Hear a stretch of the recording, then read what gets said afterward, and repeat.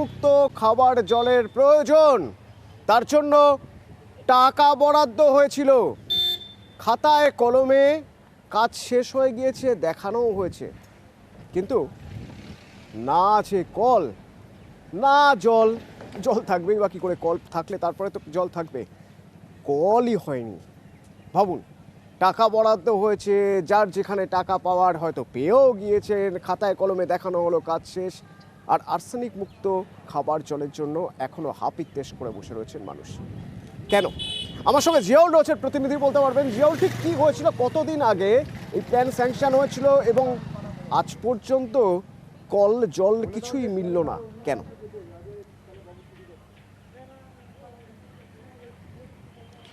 দেখো, 2021-22 অর্থবর্ষে এই যে দেগঙ্গা নুননগর গ্রাম পঞ্চায়েতের গাম্ভীরগাছি যে উপস্বাস্থ্য কেন্দ্র রয়েছে, সেখানে প্রচুর পেশেন্ট আসে, মায়েরা আসে, প্রসূতি মায়েরা আসে।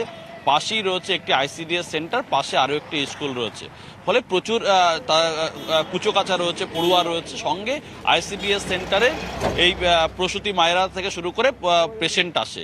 কিন্তু দেখা যাচ্ছে সেই এতগুলো মানুষের জন্যই সেখানে একটি আর্সেনিক মুক্ত কলের জন্য আবেদন করা হয়েছিল। আবেদন করার পরে সেখানে স্যাংশন হয়, অর্থাৎ পাস হয়ে যায়। এখানে একটা আর্সেনিক মুক্ত কল হবে, 1,80,000 টাকার কল বসবে। সেটা কিন্তু সবটাই খাতায় কলমে হয়ে গেছে। কিন্তু এখন আবার এলাকার মানুষ জানতে পারে যে এখানে তো একটা সময় বলা হয়েছিল, সেটা হয়নি। ফলে তারা আবার বিডিও অফিসে গিয়ে আবেদন করে। তখন বিডিও অফিস থেকে বলা হয় যে এটা তো হয়ে গেছে 2021-22 সালে, তাহলে গেলেন কোথায়, সে টাকা গেল কোথায়? এই প্রশ্নই তুলছে এলাকার মানুষজন। তার জন্য তারা বিক্ষোভও করলেন। কেন? তাদের যে 2021-22 সালে। জিয়াউল, সঙ্গে থাকো। কি বলছেন যারা এখনো হাপিত্তেশ করে বসে রয়েছেন আর্সেনিক মুক্ত পানীয় জল, খাবার জল পাবেন বলে? এখানে একটা কলে 3টে জায়গার টানাটানি, আবার এই ধরো পাড়া প্রতিবাসী টানাটানি। আপনারা কি চাইছেন? আমরা চাচ্ছি যখন কলটা হলে ভালো হতো। কিন্তু কলটা তো হওয়ার কথা ছিল। হ্যাঁ, তা আমরা কি জানি কিভাবে কি হয়েছে? এখন চাচ্ছি এই কলটা হওয়ার দরকার। আচ্ছা জিয়াউল, এই যে বলছো হচ্ছে 2021-22 অর্থবর্ষ, সে সময় পঞ্চায়েত কাদের ছিল? পঞ্চায়েত কি বলছে এখন?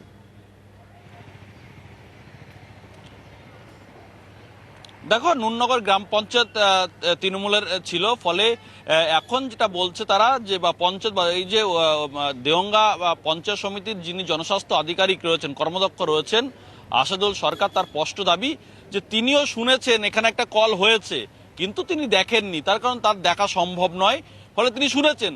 যখন আবার ফাইল পত্র দেখা যাচ্ছে, তিনিও শুনেছেন যে টাকা হয়ে গেছে, টাকা শেষ হয়ে গেছে, কল বসে গেছে, জল সাধারণ মানুষ পাচ্ছে। কিন্তু দেখা গেল সেখানে কিছুই হয়নি, অর্থাৎ সেই টাকা গায়েব হয়ে গেছে। কে গায়েব করেছে?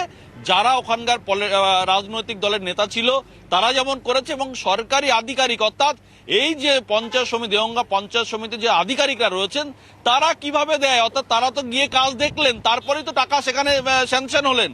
তাহলে কি সরকারি আধিকারিকরা এর সঙ্গে যুক্ত? সবটাই জনস্বাস্থ্য আধিকারিকের স্পষ্ট দাবি যে কল বসেছে, কল হয়নি, সবটাই তিনি মানছেন। ফলে তিনি তদন্ত করবেন, তদন্ত করে যদি দোষী প্রমাণিত হয় আইনত ব্যবস্থা নেবেন। কিন্তু এই যে এতগুলো পরিবার, এতগুলো মানুষ সেখানে আসেন জলের জন্য, এমনিতে ওই এলাকা আর্সেনিক যুক্ত, বলে আর্সেনিক মুক্ত হওয়ার জন্যই সেখানে কল বসানো হয়েছিল সরকারের পক্ষ থেকে। বলে সেটাও হাপিস হয়ে গেল, সেটাও উড়ে গেল।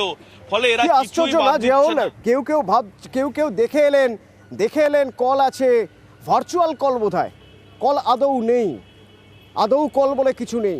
আবার কেউ শুনলেন কল বসানো হয়েছে, মানুষ জল পাচ্ছে, শুনলেন, শুনেই তার কাজ শেষ, তিনি আশ্বস্ত হয়ে গেলেন, একবারও মনে করলেন না যে খতিয়ে দেখা দরকার। আজ যখন ক্যামেরায় ধরা পড়ছে ওই মানুষগুলো, আজ যখন বলছেন যে আজও তারা জল পাননি, কল নেই, তখন বলছেন তদন্ত হবে।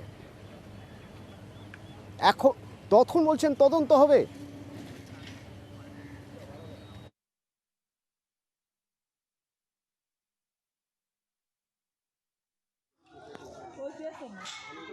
যদি কল না বসিয়ে কেউ তুলে নেয়, আমরা এখনও জানি না, আমরা তদন্ত করছি। খবর যেহেতু পেয়েছি, নিশ্চিত আমরা তদন্ত শুরু করছি। যদি এই ধরনের কোনো ঘটনা ঘটে থাকে, যদি থাকে, নিশ্চিত সে আইনি পদক্ষেপ নেব এবং যাতে ওই এলাকার মানুষ পানীয় জলের ব্যবস্থা পায় তার ব্যবস্থা নিশ্চিত করব।